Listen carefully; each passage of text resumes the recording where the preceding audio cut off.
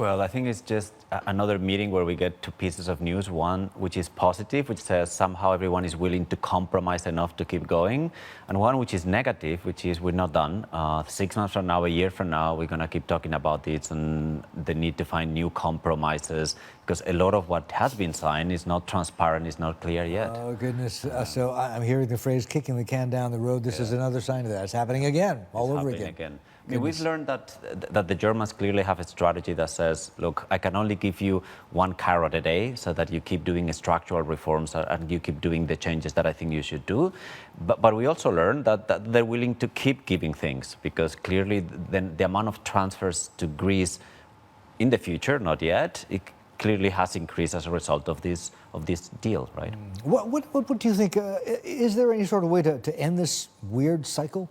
I think it's difficult because you have the political element. I mean, as an economist, I would say, look, it would be so much easier to have a clean end where you reduce the debt significantly and let Greece move forward. But I can also see the side of the German politicians or the European politicians that they think if this were to happen, Greece would go back to the usual practices.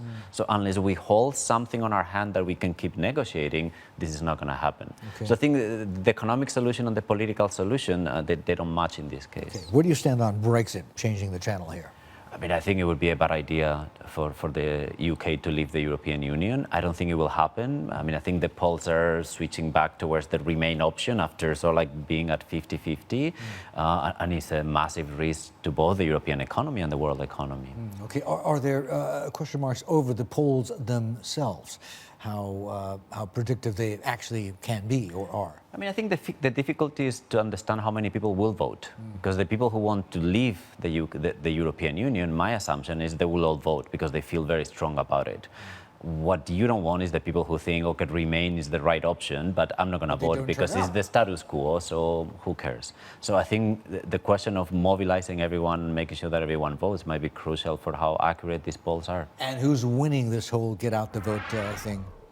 I mean, I think at this point, again, maybe I'm being too optimistic. I think the Remain option will be the one that will come out after the vote. But I think it's too close to call at this point. I think there's still uncertainty. Interesting. Worst case scenario, if indeed there is a Brexit, how bad do you think it could be? I think it's economic ramifications. It's a big shock to start with in a world economy which is still fragile, in a European economy which is very fragile. So you don't want to shock that economy. So I think that's the worst piece of news, the shock itself. What happens afterwards is up to negotiations, because the UK will have to renegotiate any trade deal they've done with any country in the world. Now, if they're very good at it and they sign treaties which are very similar to what they already have today, you might say the impact is not that high, but that's not what you would expect, because the piece of news, the shock will be so high that it's very likely that will cause a significant damage to the European